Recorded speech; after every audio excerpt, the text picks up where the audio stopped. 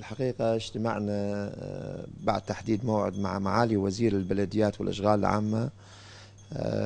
تم تحديد موعد والاجتماع المطول مع معالي الوزير، وكانت محاور الاجتماع تتلخص بتعزيز دور الطبيب وشرح أهميته في المجتمع وخاصة في محافظة ديالى، وأهمية الكوادر الطبية، ومن ثم طلبنا بتخصيص قطع أراضي للأطباء وللكوادر العاملة في دائرة الصحة من ضمن الأراضي اللي موجودة في منطقة الغابات، ويتم حسب الضوابط وحسب الأوامر والقرارات الوزارية أو العفو من الأمانة العامة لمجلس الوزراء بشمولهم بحصصهم من القطع الأراضي التي نص عليها القانون.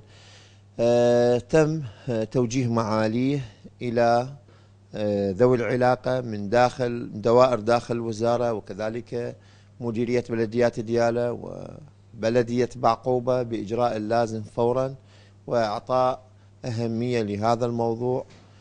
الموضوع الثاني هو تهيئة أراضي إلى المستشفيات المقرر بنائها خلال عام 2013 والسنوات القادمة إن شاء الله. وأهمية هذا الموضوع حيث أن نتمنى أنه تكون الأراضي في أماكن متميزة وفي شوارع رئيسية، على اعتبار أنه هاي المستشفيات راح تكون تحتاج إلى مساحات واسعة غير ضيقة، وبالتالي بالإمكان تطويرها في المستقبل. أيضا حصلنا على يعني كان تفهم معاليه لهذه الطلبات بشكل عام يعني جيد جدا، وحرص معاليه على أنه يتم أخذ إجراءات فعلية لتسهيل هذه المهمة. الموضوع الثالث الحقيقة هو ضم الشريط المحاذي إلى مستشفى بعقوبة. هذا الشريط حقيقة به موجود أحد أفواج الشرطة، فطلبنا أنه هذا يكون انضم إلى مستشفى بعقوبة ونخصصه كمنطقة خضراء للمستشفى.